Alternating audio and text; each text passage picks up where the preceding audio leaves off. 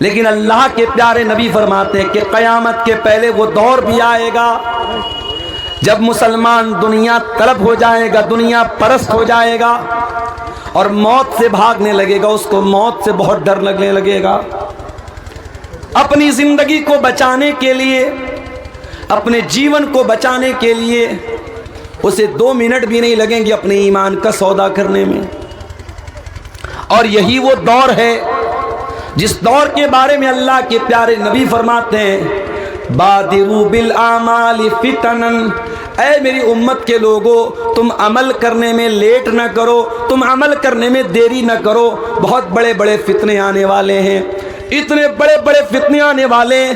آپ نے فرمایا کہ قطع اللیل المظلم، جیسے اندھیری رات میں صرف اندھیرا ہی اندھیرا نظر آتا ہے، اتنے فتنے نظر آئیں گے، اتنے فتنے نظر آئیں گے، اور دین کے نام پر اتنی آزمائشیں نظر آئیں گی کہ دین پر عمل کرنا بہت مشکل ہو جائے گا۔ یصبح الرجل مومنا، صبح کو ایک انسان مومن ہوگا، ویمسی کافرا، اور شام ہوتے ہوتے کافر ہو جائے گا، ویمسی مومنا، اور شام کو کافر ہوگا، اور شام کو مومن ہوگا اور صبح ہوتے ہوتے کافر ہو جائے گا۔ اپنے ایمان کو 12 گھنٹے بھی وہ سرکشت نہیں کر پائے گا، 12 گھنٹے بھی نہیں بچا پائے گا۔ حالات آپ دیکھیے میرے بھائی، اسی بہار کی سرزمین پر کتنے مسلمان ہیں جن کا کلچر، جن کا رہن سہن، جن کے تہوار آپ اٹھا کے دیکھ لیں، اسلام کہیں آپ کو نظر نہیں آئے گا۔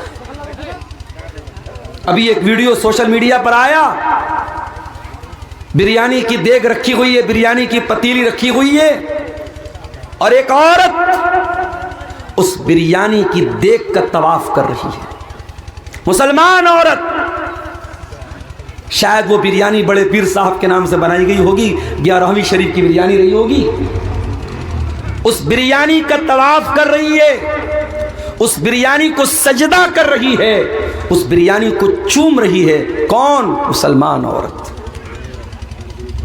علامہ اقبال نے کتنی سچی بات کہی تھی، وضع میں تم ہو نصارا تو تمدن میں ہنود، یہ مسلمان ہیں جنہیں دیکھ کے شرمائیں یہود۔ ہم دوسروں کو کیا توحید کا پاٹ پڑھائیں گے جب ہمارا خود مسلمان بھائی کبھی قبر پہ سجدہ کر رہا ہے، کبھی مزار پہ سجدہ کر رہا ہے، کبھی اپنے پیر صاحب کے آگے سجدہ کر رہا ہے، اور اب تو بریانی کی پتیلی اور بریانی کی دیگ کے آگے بھی سجدہ ہو رہا ہے۔ اتنی جہالت ہے۔ ابھی ایک تہوار گزرا ہمارے ہندو بھائیوں کا، دھن تیرس کا تہوار۔ ایک مرتبہ بہار میں میرا سفر تھا، دھن تیرس والے دن پروگرام تھا میرا، مارکیٹ سے گزرا۔ ہمارے ہندو بھائیوں کیا ایک ان کا ماننا ہے، ان کی مانتا ہے، ان کا ایک عقیدہ کہہ لیجئے، ان کی آستھا ہے کہ دھن تیرس والے دن وہ کچھ نہ کچھ ضرور خریدتے ہیں۔ غریب آدمی کچھ نہیں خرید سکتا تو جھاڑو خریدتا ہے۔ دھن تیرس والے دن بائک خوب بکتی ہے، 4 ویلر خوب بکتی ہے، موبائل خوب بکتا ہے، کیونکہ ان کا یہ ماننا ہے کہ آج کے دن ہمارا سامان خریدنا شبھ ہے۔ اسی بہار کی دھرتی پر میں نے دیکھا، پٹنہ سے آ رہا تھا میں، راستے میں جو مارکیٹیں پڑ رہی ہیں، دیکھا مسلمان عورتیں، مسلمان مرد بھی لائن میں لگے ہوئے ہیں۔ تو مجھے لوگوں نے بتایا کہ مسلمان بھی بہت سارے گاؤں میں اور بہت سارے علاقوں میں مسلمان بھی یہ مانتا ہے دھن تیرس کے دن کچھ نہ کچھ ضرور خریدنا چاہیے۔ یہ مسلمان کا حال ہے، اپنے دین کا، اپنے ایمان کا، اپنے عقیدے کا کوئی عطا پتہ نہیں۔ اسلام کے اندر اتنی سادگی، اتنا سمپل دین ہے یہ۔ اسلام کے اندر کوئی فالتو تہوار نہیں ہے، صرف 2 تہوار ہیں، عید الفطر ہے، عید الاضحیٰ ہے، اور ان 2 تہواروں پر بھی کوئی ناچ نہیں، کوئی گانا نہیں، کوئی میوزک نہیں، کوئی حرام کام نہیں، کوئی زنا نہیں، کوئی بدکاری نہیں، کوئی فحاشی نہیں۔ اسلام وہ مذہب نہیں ہے جو آپ کو اجازت دے دیتا ہو کہ خوشی کے نام پہ کچھ بھی کر لو۔ اسلام کے اندر اگر آپ قربانی کا گوشت بھی کھا رہے ہیں تو قربانی کا گوشت کھا کے آپ کو شراب پینے کی چھوٹ مل جائے، یہ اسلام کے اندر نہیں ہے۔ دوسرے مذاہب میں ہو سکتا ہے، آج کے دن خوب گوشت کھاؤ، خوب دارو پی لو، اسلام میں اس کی اجازت نہیں ہے۔ خوشی کے موقع پر بھی آپ کو اپنی حد میں رہنا ہے، اپنی اوقات میں رہنا ہے، اپنی لمٹ میں رہنا ہے۔ خوشی کے نام پر بھی آپ کوئی ایسا کام نہیں کر سکتے جس کی اسلام میں اجازت نہیں ہے۔ مدینہ میں ایک شادی تھی، اللہ کے پیارے نبی بھی شادی میں گئے ہوئے تھے۔ چھوٹی چھوٹی بچیاں عربی زبان کی نظم پڑھ رہی تھی، گیت پڑھ رہی تھی اور پیارے نبی کی تعریف کر رہی تھی۔ اپنی اسی عربی کی نظم میں ان بچیوں نے کہا وَفِينَا نَبِيٌّ يَعْلَمُ مَا فِي غَدِي، ہمارے بیچ میں ایک ایسا نبی ہے جو آنے والے کل کی بات کو جانتا ہے، جو بھوشیہ کی باتوں کو جانتا ہے، جو فیوچر کی باتوں کو جانتا ہے۔ اللہ کے پیارے نبی کے کانوں میں یہ جملے پڑ گئے۔ آپ نے ان بچیوں سے کہا اے بچیوں، یہ مت کہنا، اس کو دوبارہ مت پڑھنا، اس لائن کو چھوڑ دو، باقی تم پڑھ رہی تھی پڑھتی رہنا۔ آپ نے خوشی کے موقع پر بھی ان بچیوں کو کوئی ایسی نعت پڑھنے کی، کوئی ایسی لائن پڑھنے کی پرمیشن نہیں دی جو غلط ہو، جو اسلام کے اندر جائز نہ ہو۔ اسلام تو وہ مذہب ہے میرے بھائی۔ دنیا کے اور مذاہب میں انسان اگر مر گیا، کہیں بینڈ باجا بجا کر کے اس کی ارتھی نکل رہی ہے، کہیں سارے لوگ کوئی چیز پڑھ رہے ہیں، یا غم کے نام پر سب لوگ رو رہے ہیں، بڑی بڑی باتیں کر رہے ہیں۔ اسلام میں غم کے نام پر بھی آپ کو اپنی حد سے نکلنے کی اجازت نہیں دی گئی۔ آپ کے جتنے بھی قریبی رشتہ دار کا انتقال ہو جائے، بچے کا انتقال ہو جائے، ماں کو اجازت نہیں، بیٹے کا انتقال ہو جائے، باپ کو اجازت نہیں، بیوی کا انتقال ہو جائے، شوہر کو اجازت نہیں کہ وہ اپنے گریبان کو چاک کرے، اپنا کپڑا پھاڑے، اپنے گال پہ تھپڑ مارے۔ اللہ کے پیارے نبی فرماتے ہیں لیس منا من لطم الخدود وشق الجیوب ودعا بدعوی الجاہلیہ، وہ انسان ہم میں سے نہیں ہے جو دور جاہلیت کی پکارے، جو غم کی حالت میں اپنے چہرے پر، اپنے رخسار پر تھپڑ مارے، جو اپنے گریبان کو چاک کرے۔ غم کی حالت میں بھی اسلام میں اس کی اجازت نہیں ہے۔ ہمارے نبی کے اوپر کیا غم نہیں ہے؟ ہمارے نبی نے 3 بیٹیوں کا جنازہ اٹھایا۔ 3 بیٹیوں کا انتقال پیارے نبی کی زندگی میں ہوا۔ 3 بچوں کا انتقال، قاسم کا، عبداللہ کا، ابراہیم کا، 3 بچوں کا انتقال، 3 بیٹوں کا انتقال نبی کے سامنے ہوا۔ نبی اپنے بچوں کے مرنے پر نبی کی آنکھوں سے آنسو بھی آئے، نبی روئے بھی ہیں، اور نبی کے آنسوؤں کا ذکر ہمیں حدیث کی کتابوں میں ملتا ہے۔ اٹھائیے بخاری کی روایت، اللہ کے پیارے نبی کو بچہ ہوا حضرت ماریہ کے پیٹ سے۔ آپ کو بھی شوق تھا، آپ کو بھی ارمان تھا اللہ مجھے بیٹا دے دے۔ آپ کے 2 بیٹے پہلے پیدا ہو کر کے بچپن میں ہی انتقال کر گئے تھے، تیسرا بیٹا تھا۔ آپ نے بہت خوش ہو کر کے اپنے بچے کا نام ابراہیم رکھا، اپنے باپ ابراہیم کے نام پر۔ آپ نے عرب کے دستور کے مطابق بچے کو دیہات بھیجا تاکہ دیہات کے ماحول میں بچہ دائی کے پاس دودھ بھی پیے گا اور دیہات کی آب و ہوا میں پلے گا، بڑھے گا، اس کی صحت بھی اچھی ہوگی، اس کی زبان بھی اچھی ہوگی۔ آپ نے اپنے بچے کو دیہات بھیجا۔ آپ کا بیٹا 1 سال یا 1.5 سال کا تھا۔ آپ کے پاس خبر آئی کہ آپ کا بیٹا بہت بیمار ہے۔ آپ اپنے صحابہ کو لے کر کے ابراہیم کو دیکھنے کے لیے پہنچے۔ ابراہیم کو لایا گیا، آپ نے ابراہیم کو اپنی گود میں لیا، اپنے ہاتھ میں لیا۔ بخاری کے الفاظ ہیں وَإِبْرَاهِيمُ يَجُودُ بِنَفْسِهِ، ابراہیم اپنی آخری سانسیں لے رہے تھے، ابراہیم کا دم ٹوٹ رہا ہے، ابراہیم کی سانسیں اکھڑ رہی ہیں، اور اللہ کے پیارے نبی اپنے بچے کو دم توڑتا ہوا دیکھ رہے ہیں۔ اللہ کے پیارے نبی کی آنکھوں سے آنسو بہنے لگے، آپ رونے لگے۔ صحابہ کرام نے کہا اے اللہ کے نبی ہم یہ کیا دیکھ رہے ہیں؟ آپ رو رہے ہیں، آپ کی آنکھوں سے آنسو بہ رہے ہیں۔ آپ نے فرمایا ہاں اے میرے صحابہ، ہذہ رحمت جعلها اللہ فی قلوب عبادی، اے میرے صحابہ یہ آنسو تو ایک باپ کے آنسو ہیں جو اپنے بیٹے کے لیے رو رہا ہے۔ ایک باپ اپنے بچے کے اوپر آنسو بہا رہا ہے۔ اے میرے صحابہ، میرا بچہ دنیا سے جا رہا ہے، اپنے بیٹے کو مرتا ہوا دیکھ کر کے ایک باپ کی آنکھوں سے آنسو بہ رہے ہیں۔ اس کے بعد آپ نے کیا فرمایا، ذرا غور کرنا میرے بھائیوں۔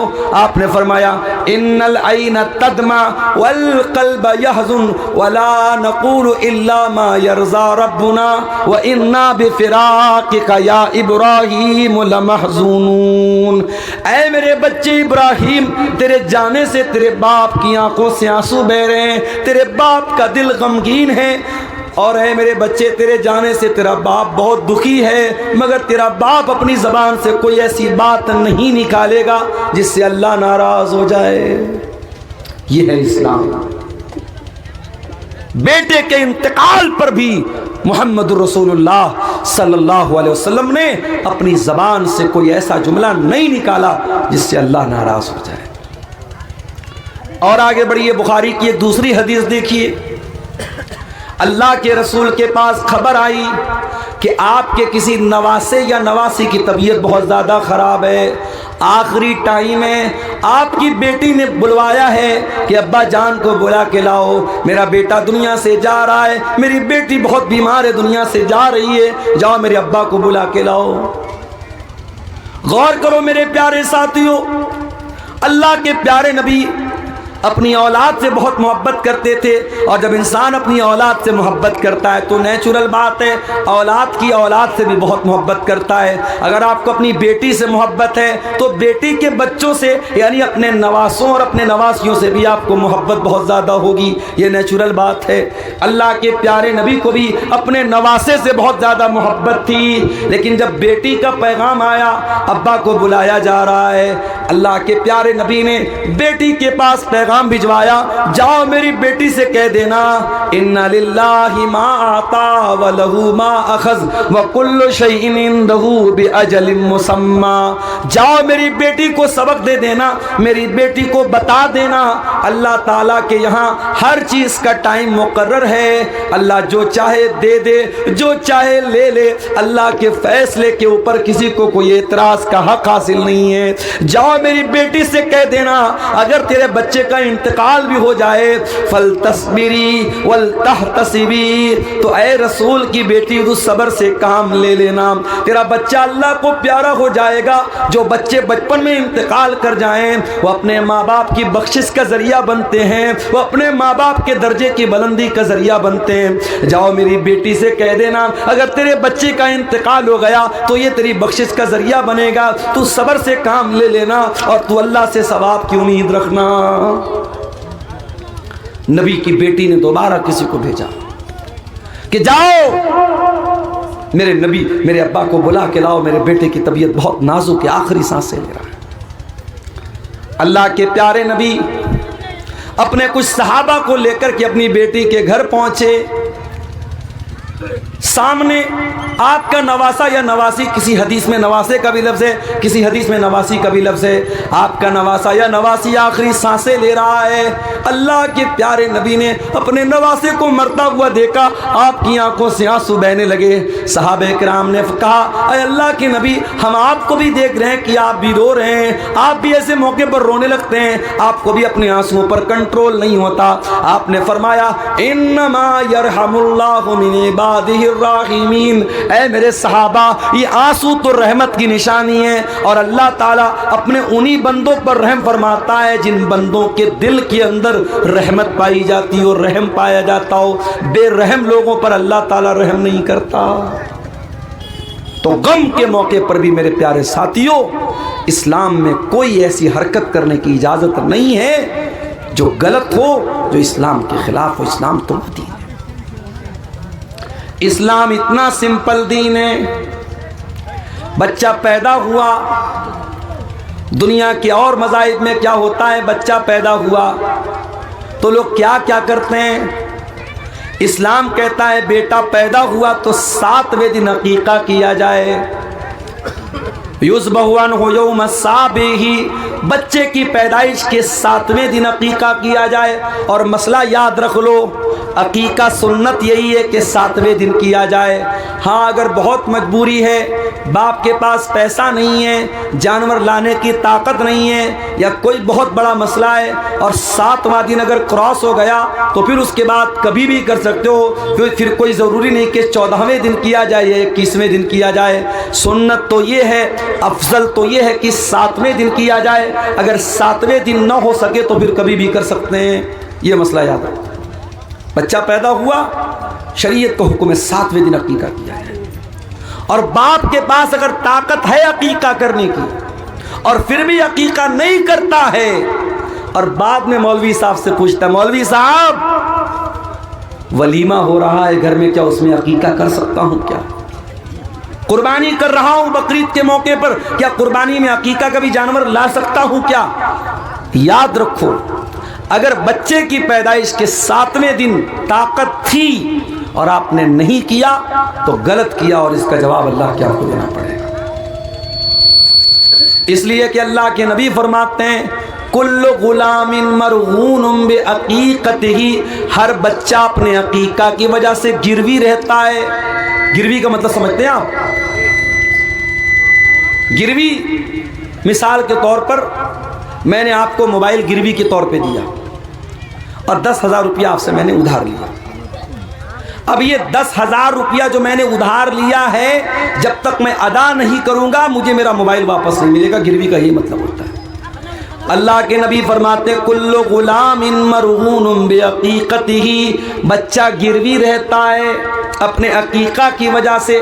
جب تک اس کا عقیقہ نہیں کر دیں گے بچہ اپنے ماں باپ کی بخشش کا ذریعہ نہیں بنے گا. یا یہ کہہ لیجئے کہ بچے کی تربیت کا اور بچے کے باپ ہونے کا جو حق ہے وہ آپ کا حق ادھورا مانا جائے گا، اور اللہ کے آپ کی پکڑ ہوگی کہ آپ کے پاس طاقت تھی، پیسہ تھا، روپیہ تھا، آپ نے بچے کا عقیقہ کیوں نہیں کیا؟ 7ویں دن عقیقہ کیا. اور کیا کرنا ہے؟ وَيُسَمَّى، اور بچے کا نام رکھنا ہے. اور نام بھی بہت سوچ سمجھ کے رکھنا ہے، کیونکہ نام کا اثر پڑتا ہے انسان کی زندگی پر. بنگال اور بہار میں اور خاص طور سے آپ کی شیرشاہ بادی برادری میں ناموں کے سلسلے میں کبھی کبھی بڑا پریشان ہو جاتا ہوں. بڑے الٹے سیدھے نام مل جاتے ہیں. مسلمان لڑکا ہے اور نام بالکل غیر اسلامی یا الٹا سیدھا نام، نہ عربی میں ویسا کوئی نام ہے نہ اردو میں ویسا کوئی نام ہے. نام رکھو تو ایک بار کسی عالم سے مشورہ کر لو. ایک جگہ ایک عورت نے اپنی بچی کا نام رکھا علم ترا. کسی نے پوچھا بھائی تم نے یہ نام کہاں سے رکھا؟ بولی قرآن میں آیا علم ترا. ارے اللہ کی بندی، علم ترا قرآن میں تو آیا، قرآن میں تو ابلیس بھی آیا ہے، قرآن میں تو فرعون بھی آیا، قرآن میں تو حامان بھی آیا ہے.